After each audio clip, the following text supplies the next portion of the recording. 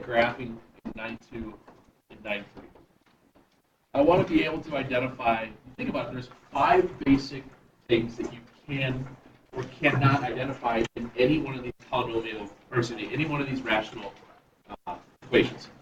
You've got x-intercept, you've got a y-intercept, you have vertical asymptotes, you have horizontal asymptotes, and then you have slant asymptotes. And depending upon what style of rational expression you have, you might be able to find all 5 of them. You might only be able to find 3 of them. But can you take any one of those graph parts and just get me that without having to worry about plugging, chugging, and substituting a graph? Because after you get to this part, the rest of it is just picking numbers. And then that's kind of a waste of time. See what I'm getting at? And you don't have to say it so profoundly, yes, as quickly and loudly as I heard there. But what I'm getting at is, if you could identify those parts given any one of those rational expressions, good, awesome. That's what I want you to be able to do. Does that answer your question? So as we get, we go back to where we were at yesterday-ish. In here, we had I asked that you guys try to get through some of these graph ones. In those graph ones, I think there was only 2 of them that had slant asymptotes. There were, and other than that, was there anything in particular in those graph ones you guys want to double check, make sure you're okay with? Yeah. 12. 12. If you look at 12,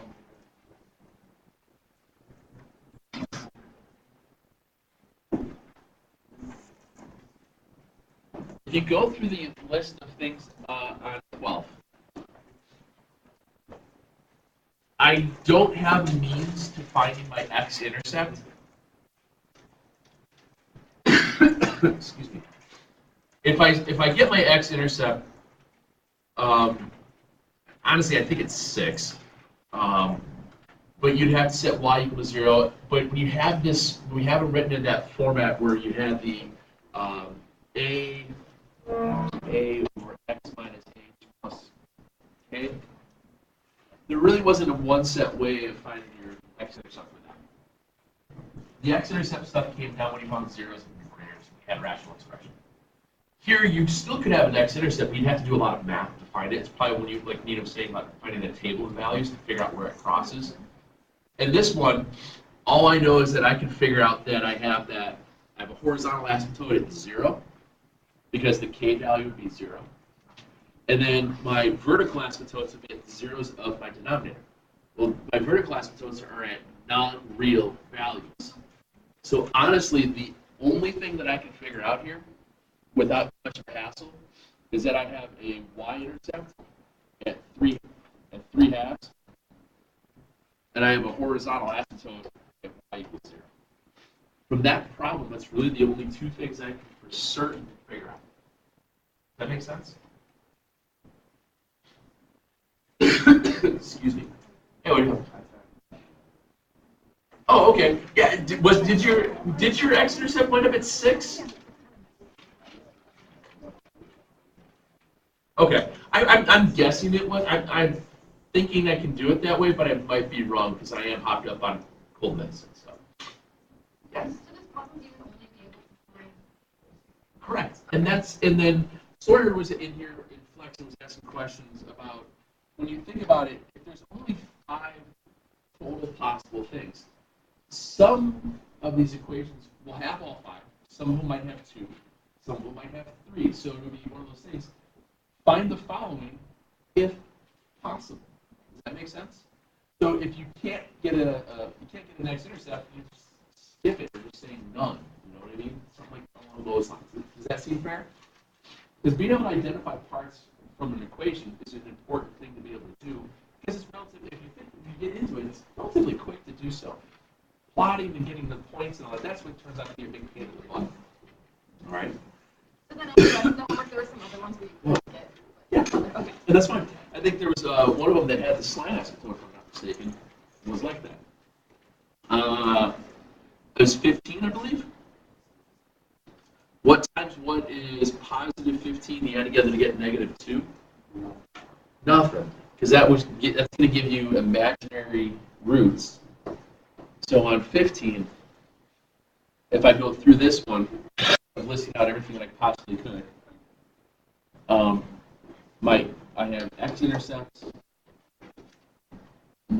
not there. My y-intercept. My y-intercept is when x is equal to 0. So if I substitute in 0 for x into this one, you're going to get what for your y-intercept? 15, good. My, what do you call it? X-intercept, y-intercept, sorry, it's my horizontal asymptote. Horizontal asymptote here doesn't exist because the degree in the numerator is larger than the degree in the denominator, so this doesn't exist. My vertical asymptote is going to be at negative 1. Yes, sir. It is. I'll get non-real zeros. What times what's a positive 15 to add together to get a negative? Did you accidentally switch them? Sometimes it happens. People will do like negative 5 plus 3. Like, oh, that's got to be what it is. No. Okay. And then you have a slant asymptote in this case because your equation is 1 more in the numerator.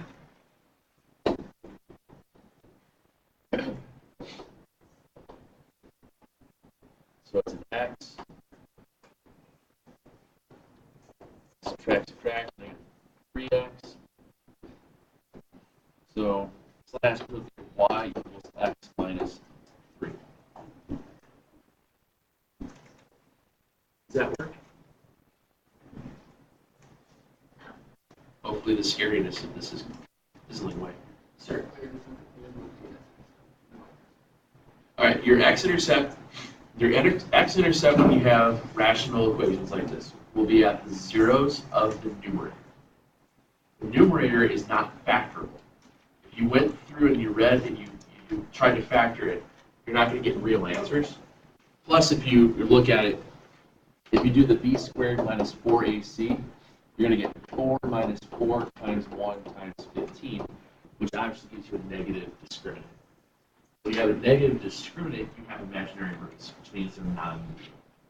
That's why there's no x-intercept. Your y-intercept occurs when you have a graph. As you cross the y-axis, your value of x is 0. So all you're doing is just substituting in 0 for x and figure out y is. I always like to find the y-intercept because it's easy. No matter how crappy the equation looks, throwing x into that just gives you 15 over 1. Does that make sense? Yes, ma'am. The vertical asymptote is the 0 of the denominator. Set the denominator equal to 0. What can't x be? Can you divide by 0? Can you divide by 0? That's what I'm asking you. So the answer is no. Oh, I'm a little stuffy.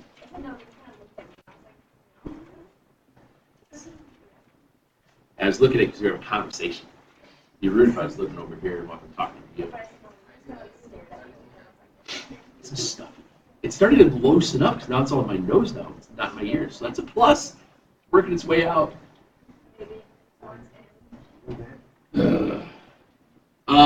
Other than that, graph-wise, we okay, guys? You got any other questions on the graphics? Yes, sir. Everybody else but you. You will have to crank everything up by hand. Congratulations. Way to swear that. Good luck. Oh, I thought you were like, you high-five me for making fun of me. So, like, yeah! Until her took her back by On the other stuff? Don't make me laugh, it hurts. All right. Okay, so like on the other comes up the graph one. Yeah. I just wondering, did you want us to write Whenever you always distribute and simplify your numerators, never refactor them. Okay.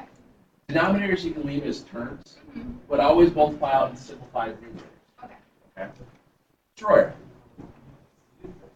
Sure. 13 is another one that has the 1 degree larger in the numerator versus the denominator, so we know right away it's going to have a slant. So you start with your x-intercept. Your x-intercept will be the 0 of the numerator. In this case, it's at 0. Your y-intercept is going to be when x is equal to 0, which is, in this case, also 0. Your horizontal asymptote does not exist. Your vertical asymptote. Your vertical asymptote will be at the 0 of the denominator, so I set it equal to 0, which means I add 1 divided by 2 and I get a half. So it'll be at x equals 1 half. And that leaves you with your slant. Now, when you go to find your slant asymptote on this one, remember the shortcut. Well, first of all, put placeholders in. And you want to turn, what do you multiply 2 by to turn it into a -3? -3 over 2. Okay? You always multiply it by whatever the number is in here. You get it to and that's the denominator, so we -3 halves. So -3x plus 3 halves x. Subtract, subtract, so we get -3 halves x. Okay? What do you multiply 2 by to turn it into a 3 halves? Let's see. So that would be 4/3, I believe. Which is 4/3, I think. Is that right? It'd be -3 halves divided by 2, which is 4/3. Yeah, so divided by 3/4. Bless you. That's 3/4. Bless you. And that gives you your slant asymptote.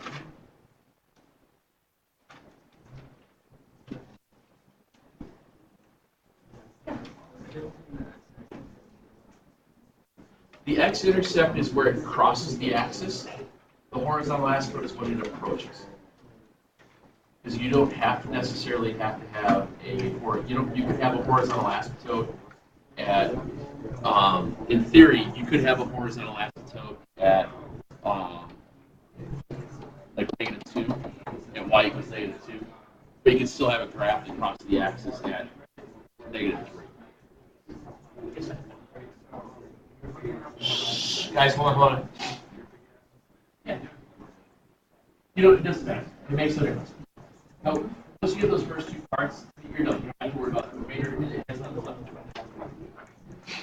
What else you guys got? We're good at graphing then? All right. Let's switch back into some of the other problems then. Because I just kind of want to pick out a couple of these and show you guys a couple of tricks. Adding, I'm guessing that multiplying and dividing is relatively straightforward. Biggest mistake you'll make is you'll forget a factor here and there. But one of these problems in here had a good little trick. No, I don't think it was this one. Actually, it was one of the kids in first hour did the review part. That's why I accidentally didn't. That's fine. It's okay. It's okay. It's no problem. Did you have any questions on any of those? Which one? Yeah, 20? I had a question Okay. on that one too. On number 20? Yeah. Okay. So let me go through. I'm going to go back and do a couple off of here because there's a couple really good questions on here that I wanted to show you guys today, as far as prep-wise for tomorrow. And then I got a couple other off the old review packet that I gave you, and just kind of open it up from there. Excuse me. So on 20, on number 20, obviously the other 20, this one's asking you to subtract. So in order to subtract, you have to have the common denominator. Well, in this case, your common denominator would be x minus 5, x plus 5.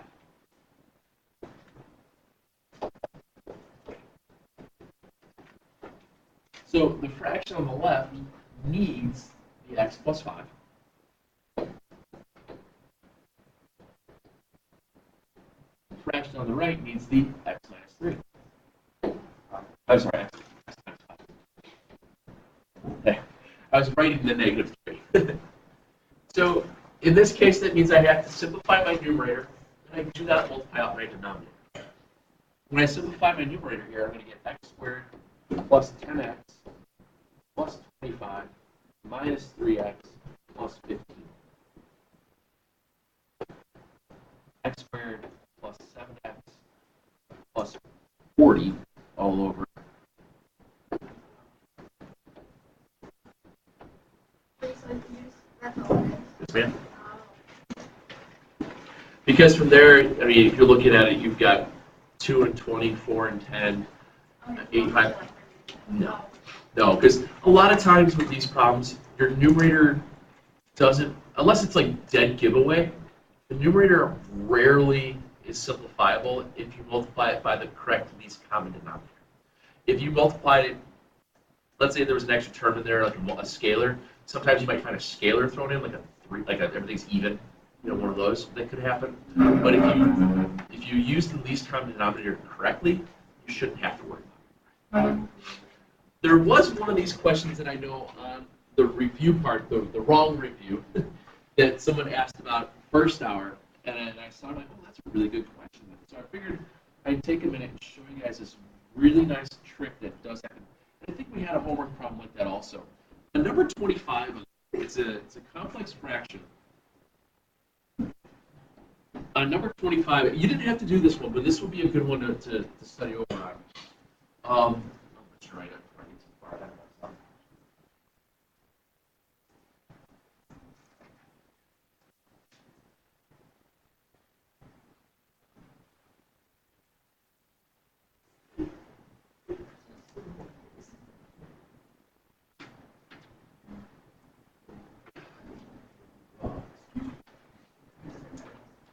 So when I look at one like this, do you guys remember that one of the things you want to do, obviously, is to get common denominator? Notice how they wrote it as 5 minus x. How can I change that to put the x first? It would be negative x plus 5, but what can I take out of that? Negative 1. Remember that trick? We've done that a couple times. If I rewrite this as 2 over negative 1 x minus 5, isn't that the same thing? Because, watch what happens with the next part. What do they have in common? Yeah, the x plus 5 is in common. So, because now, oh, hold on, we're not there. For that lower, the denominator of the complex fraction has a common denominator of a negative 1 times 3 times x minus 5. So as you look at it, the fraction on the left has the negative 1, has the x minus 5. What does it need? It needs the 3. The fraction on the right has the 3, the x minus 5. It needs the negative 1. Oh. And then up at the numerator up here, I can write that as 4 over negative 1 and rewrite it. Because now, when I take the complex fraction, I bring it over to flip it, we wind up with 4 over negative 1 times x minus 5 times negative 3, oh, sorry, negative 1 times 3 times x minus 5. I can, but the reason I'm not is because the negative 1 times 1. What's 6 minus 1?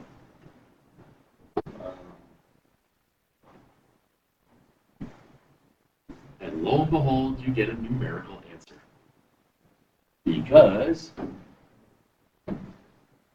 about 1, you are happy when you get to go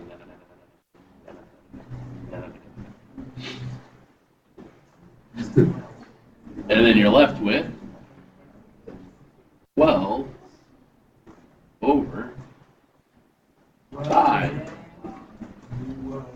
We've gone plaid.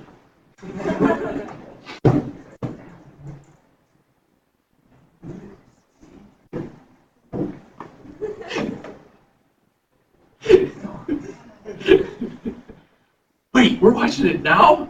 When is then? Now. When is it happening? Here. Where? Now. God, it's wonderful. It's called Spaceballs. What's that? May the Schwartz be with you. He's adorable. Marketing. That's Bill and Ted's. Have you not seen Bill and Ted's Excellent Adventure? We've got a movie that we have to talk about. It's coming up soon, and after second semester starts up. Yes, ma'am. Huh? No, I was. That was all I had. Yeah.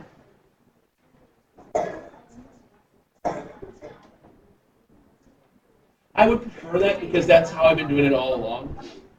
You don't have to do that for denominators, but I always want numerators multiplied out. That's been kind of our go-to thing all this whole time. There was another one on here that I wanted to show you guys. I will tell you when we get to it. I can't let the cat out of the bag too soon. Was it 21? I think.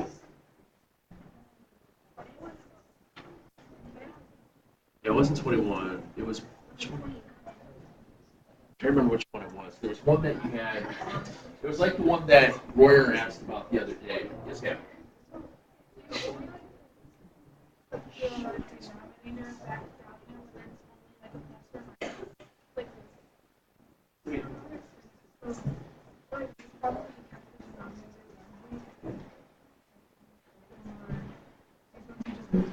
Yeah, because the ones we just did, like the second one, that was the complex fraction.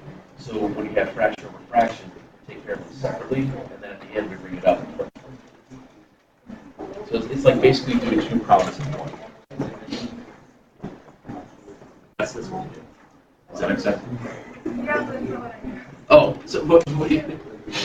Wait, so like, you just take the Yeah. Yes, because you got rid of it. Oh, because you have equal sign, you can do that. When you don't, you have to divide it. You're still dividing. That's what you're asking. Hey guys, this is a good thing to remind. When you have when you have equal signs, you can multiply by stuff to get rid of the fractions.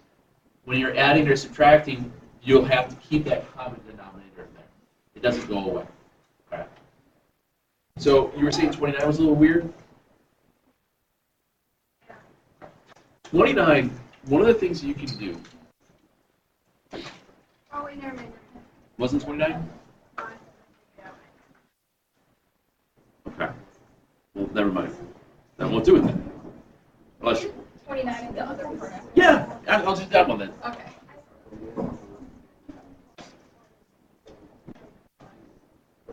Yeah, okay. So this one, you're going to have a common denominator. Shh, guys. You'll have a common denominator of x plus 3, x minus 3.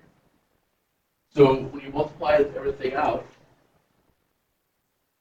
when multiply everything by x plus 3, x minus 3, my first fraction needs an x minus 3. So I have 4x, x minus 3. The middle fraction has them both, so it's just 37. The last one needs them both, so it's going to be, instead of writing x plus 3, x minus 3, I'm going to write it as x squared minus 9. Distribute out, 4x squared minus 12x is 37 plus 3x squared plus 27. So far, so good? Now we have to set everything. Yes, sir.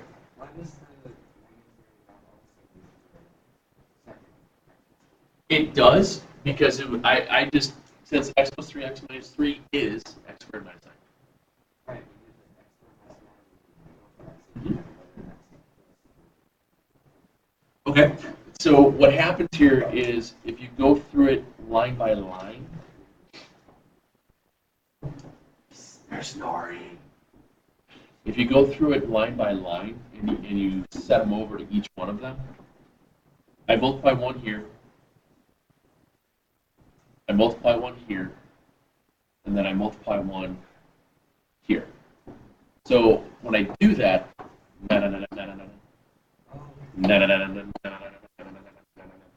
and what are you left with? We're just not doing that step because it takes too long. That's what I'm saying. What does it have? What does it mean? Does that clear that out? So going back here, we're going to get 7x squared minus 12x, and then what is it? 64, I believe. Minus 64. So I really don't want to multiply that together. So the easiest thing to do then would be to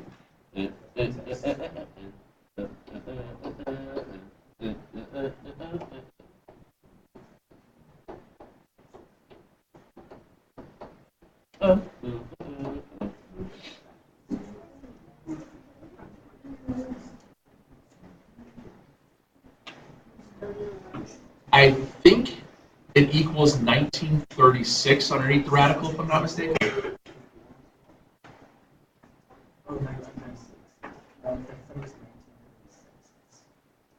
No. 1936 under the radical, and that gives you a square root of 44.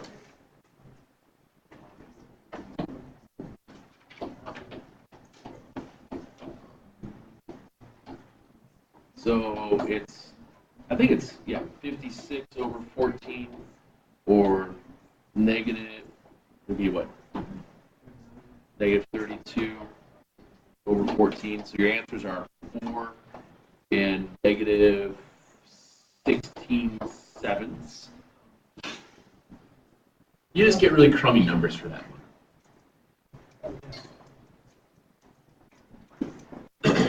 And I think, honestly, I believe the stuff that I might give you guys a leading term coefficient that's not equal to 1, but it's not going to be what times what is 7 times negative 64 to add together to get negative 12. Yes, that's what I tried doing. It's footnote term.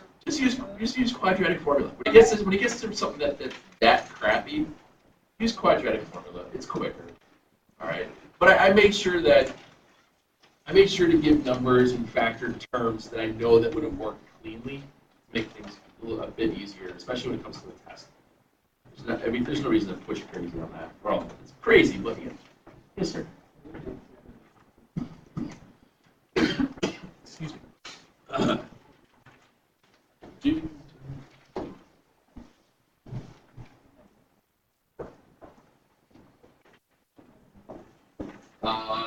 The 5 over the x squared? I want to make sure I'm picking the right one. So if you go for this one, your common denominator is the x squared times the x minus 2. Yeah, it's kind of nice. So you're going to get x squared over x minus 2, 5 plus x cubed. Go to the next problem. Yeah. We can make this more difficult for you if you'd like.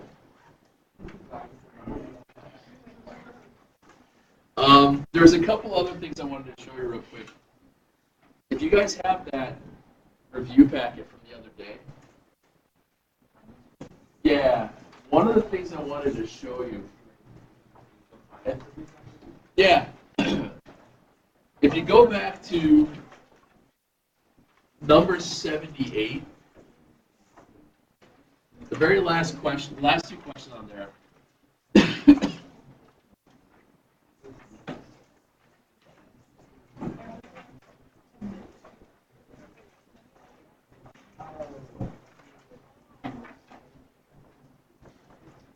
Now, Royer, this is kind of similar to the one you were asked about the other day from that. Remember the one where you had like 6 terms, and we broke it into associated property type thing?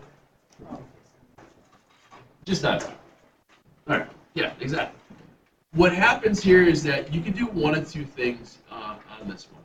You could go ahead and just say your common denominator is going to be that 4n squared minus 17n plus 15 times the n minus 3, and just work through it that way to get rid of all of it. If you do that, you might have to factor something at the end. Or you try to factor the 4 times 15. Well, what's 4 times 15? What times what's 60 that you can add together to get negative 17? Negative 12, negative 5. Good. So you can factor this one without too much of a hassle. Okay? Take out your 4n for your GCF. You get an n minus 3. Take out the negative 5 and look at what you have, n minus 3. Which means that all of those terms have what in common? They all have an n minus 3. What are they missing? A 4n minus 5. Or, I'm sorry, this guy's just missing the 4n minus 5. Does that make sense? So you would multiply everything by 4n minus 5, n minus 3. That would be what I multiply everything by. First fraction has it.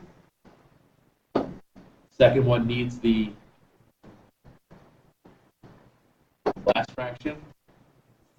Has it. What's 6 minus 5?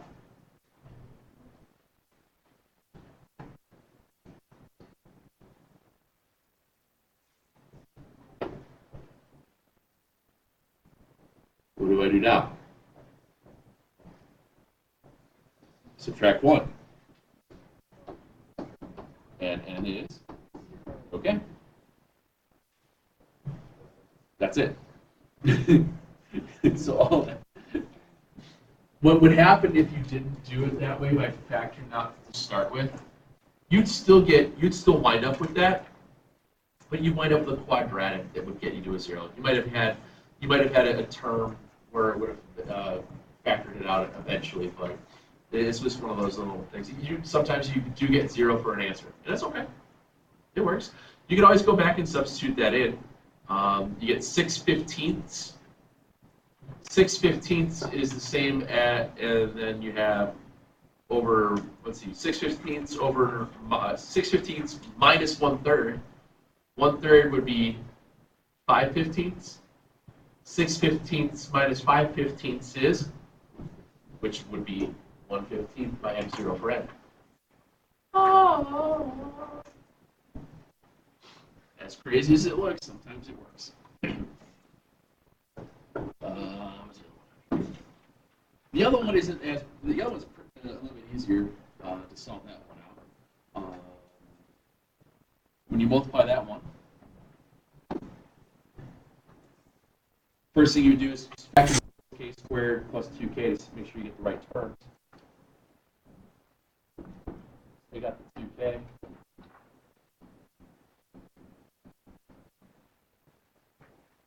That means if I have, what do I have in common then between all three of those fractions? They all have a k, don't they? They all have a k. So if I multiply everything by just this, it equals 7 equals 1 plus 2 times 2k plus 1.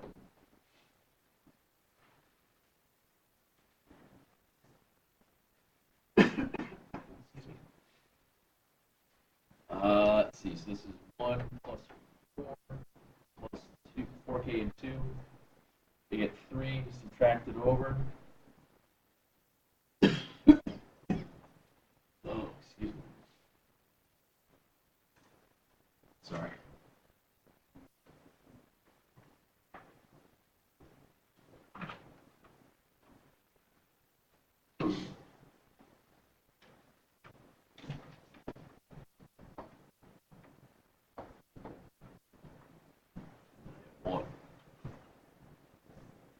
They're quick.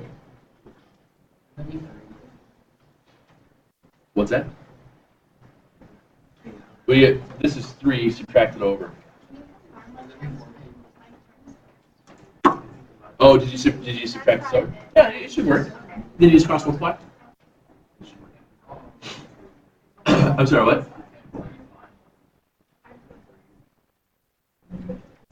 Here? No, because it's 2 times that.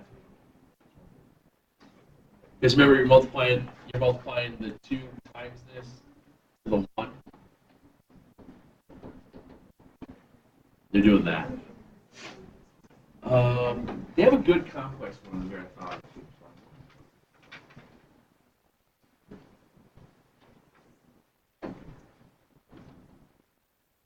This one's real quick. I'm sorry, I can't tell CUDA when I make these worksheets like this to not use A's and B's. So they, of course, they give you with 9s and 8s. I know, right?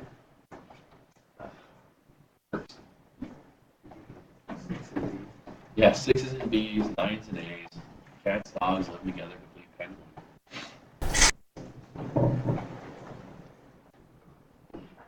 Question. But as you've noticed, hopefully, these are relatively quick when they really don't have much factoring going on.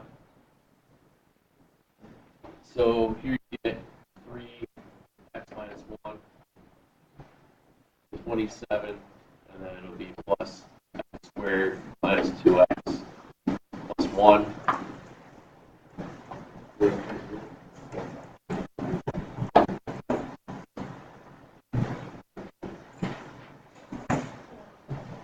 Yeah, that's what you're like, woohoo, it starts out so easy, you're like, yay. And then all of a sudden, oh, nothing goes away. So you get x squared minus 2x plus 28 over 3 x minus 1 times 9x over x squared, that's 81. And all you can do is get rid of a 3. That's all you can do.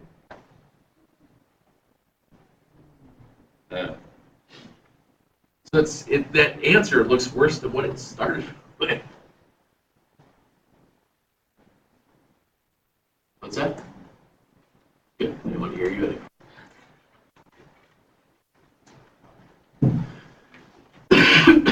Excuse me. Other than that, I mean, adding, subtracting, you guys working through get your common denominators. Remember when you're factoring stuff, you're looking to try not to overthink it. Should be able to knock this out. Yes, sir. Yeah, just numerator multiplied, so you get like 3, what would it be? 3x cubed minus 6x squared plus, is that 50? No, not 54, I'm sorry. 4 to 84x. Yeah, 84x. Yeah, you just write that out. And then at the bottom, you just write it as x. There's an x, it's 3x, yeah. So then you have the bottom just be x minus 1 times the quantity x cubed, or x squared minus 8 when you're done. Because there's nothing else for you to do. One of the things that I was telling first hour is if you have forgotten how to do a bunch of stuff, remember that as you go back to the website itself, in the video portions and things, we did spend time prior to break.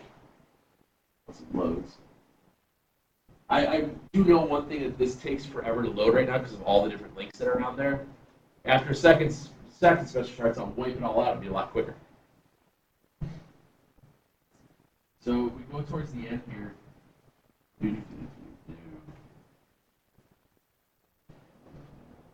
Graphing. Might not be a bad idea just to go back and look at some of the graphing stuff. You know, you had to. Forgot. Extra stuff.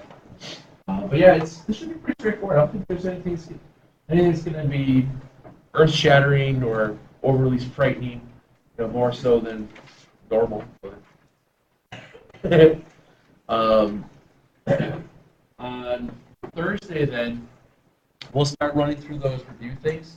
I will have a second set of problems for you guys as well, so we'll have 2 different packets to go through.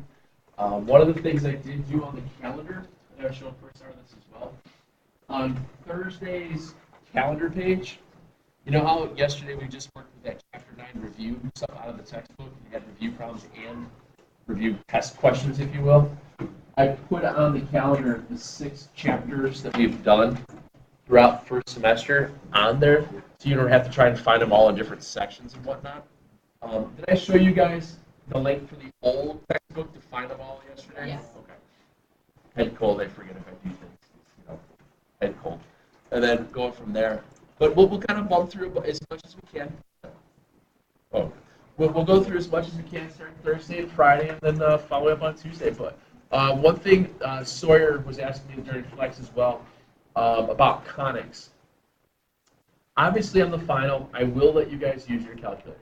But I know that you guys had a worksheet. Remember that copy that I made with the formulas on paper? I will give that for you on the final, so you don't have to try and go back and forth with your apps and all that all the time. Forget how to do it and all. So you'll have that sheet like that on the. I'll get a clean one for you. I'll probably have it just like on the last page, just be like a tear off type thing.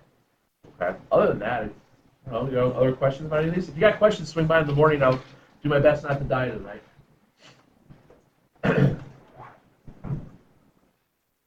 Yay!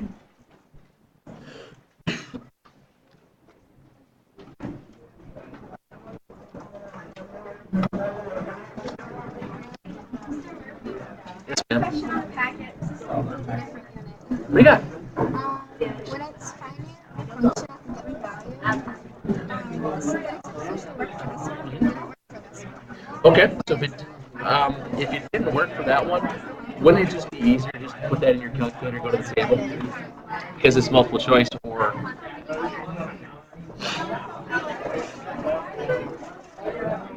you can start to figure out pretty quickly what questions would be worked out, what questions wouldn't be.